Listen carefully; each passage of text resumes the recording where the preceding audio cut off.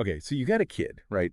And they're like hitting a wall with math. Yeah. And you're trying to figure out, like, how can I help them, you know? You're right. Well, have you heard of this thing? It's called number sense. Oh, yeah. Number sense is huge. It can make a big difference, really. Okay, so what is it? Like, give me an example. Think of it like having a good sense of direction, Okay. but for numbers, you know? Like you wouldn't just hop in the car and start driving cross country with no map. No, definitely not. That'd be crazy. Yeah. So it's kind of like that with math, you know?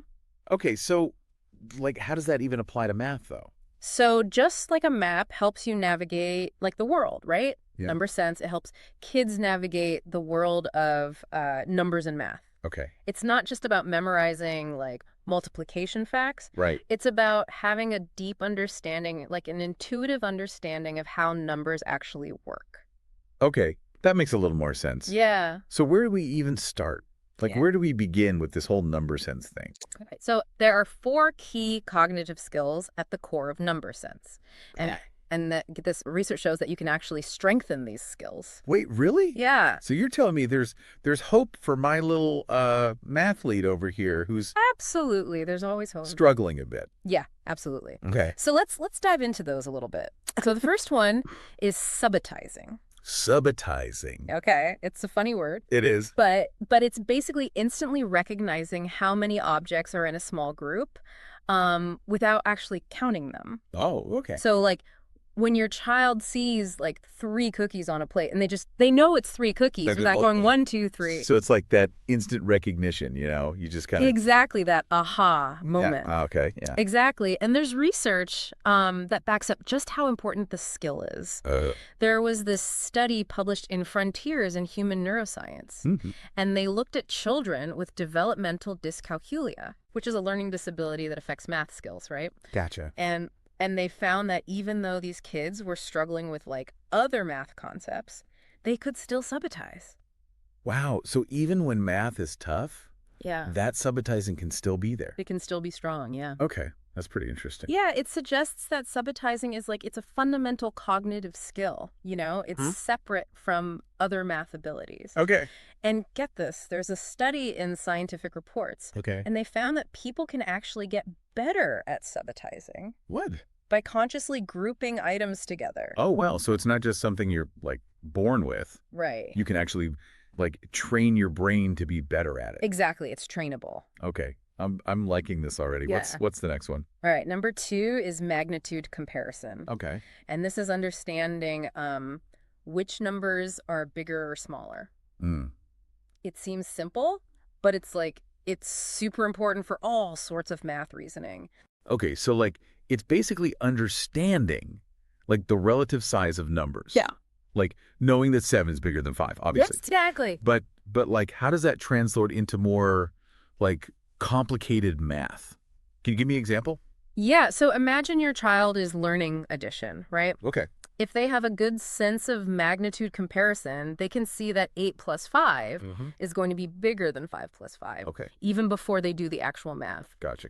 It's like having this internal number line in their head, and it helps them kind of visualize it all. Oh, that makes sense. Yeah. Okay, what about number 3? What's that? So number 3 is number identification. Okay. And this one is basically being able to recognize a number no matter how it's presented to you. Oh, okay. So whether it's a digit, a word, a Roman numeral, you know, like you see an 8, you know it's an 8, whether it's written out as 8 or it's the actual number. Exactly, or 8. Yeah. So it's like cracking the code of math language, basically. Gotcha. Right, because without that, you know, all those equations would just be gibberish. Totally.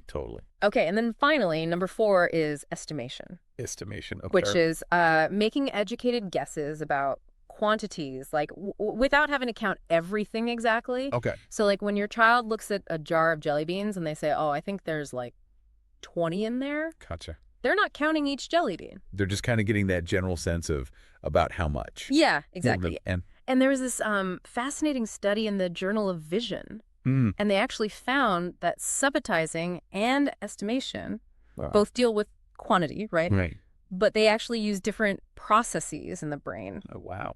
Subitizing requires your attention, while estimation doesn't. Okay, so our brains are wired to, like, do those things differently. Exactly, yeah. Oh, okay, so I'm starting to see how these things that I thought were really simple are actually really complicated and, like, important. Yeah, it's all connected. But how do these cognitive skills, these four things, Yeah. help kids learn actual math? You know, the stuff they're doing in school. Yeah. Yeah. No, I want to know that. All right, so think of these four skills as the foundation Okay. that you build all other math skills on top of. All right. I'm ready to see how this foundation works. Let's get into it. Let's do it. So we've laid out this, like, foundation in number sense, right?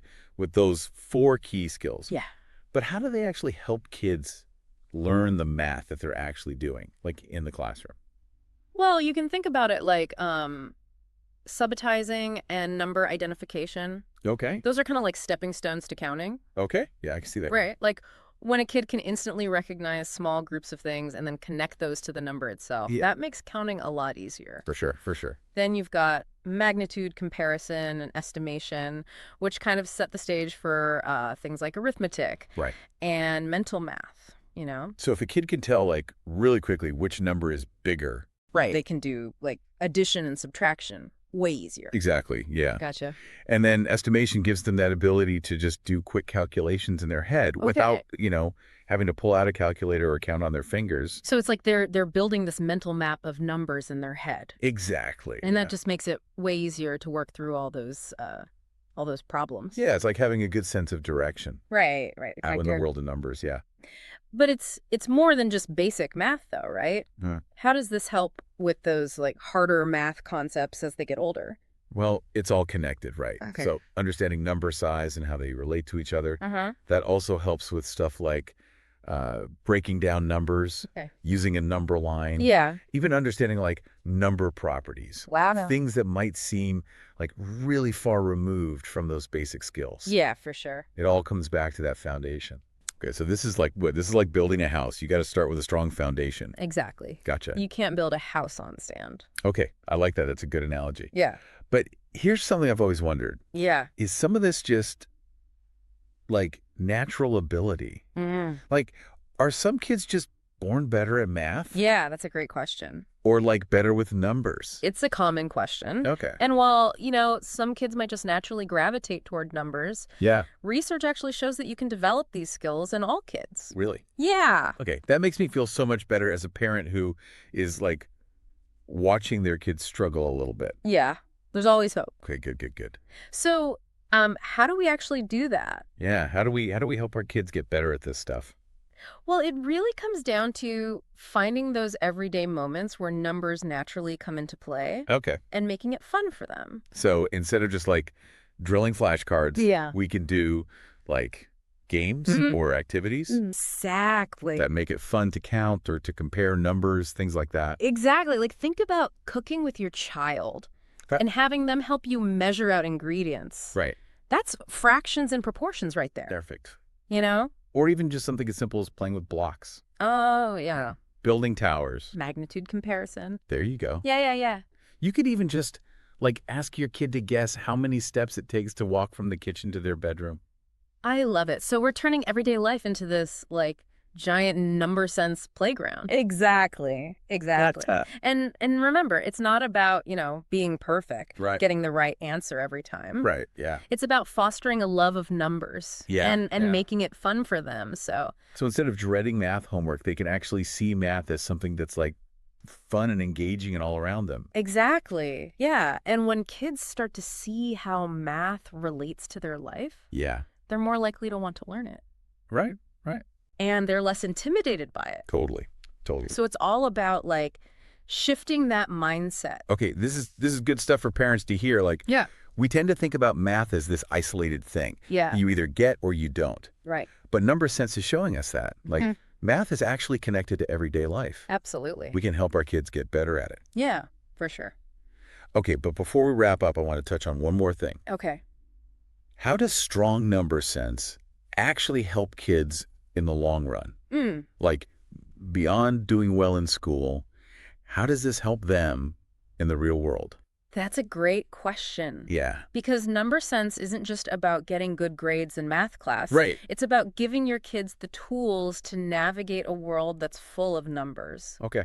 Think about it. We're constantly bombarded with information, right? Yeah. Prices, statistics, percentages, you name it. Totally. Having good number sense helps kids make sense of all that. So when they're older Yeah. and they're trying to like figure out which phone plan to get Exactly. or like how to budget their money, things like that. Yeah, number sense will help them understand the numbers behind those choices. Gotcha. And it will help them avoid being tricked by, like, advertising Right. or confusing statistics. It's like giving them a superpower, Totally, yeah. to decode the world. That's a secret weapon. Okay, I'm convinced. This is bigger than just memorizing times tables. This is about giving them tools to succeed in life. Absolutely. Okay, cool. And it all starts with those basic skills we talked about. Subitizing, magnitude comparison, number identification, and estimation. Okay, so parents listening out there, don't underestimate the power of those skills. Right. No matter where your kid is at, whether they're just starting out with numbers or they're already in middle school, Yeah. battling through those pre-algebra problems. Yeah. There are ways to build their number sense. Absolutely. So let's embrace those everyday number sense adventures, right? Yeah. Let's celebrate the small wins and watch our kids' confidence grow. Exactly. All right, well, I think it's time to wrap up this awesome deep dive. Okay. But before we go, I want to leave our listeners with one final thought-provoking question. So as we wrap up, I want to leave you with this question for all the parents out there listening. Yeah.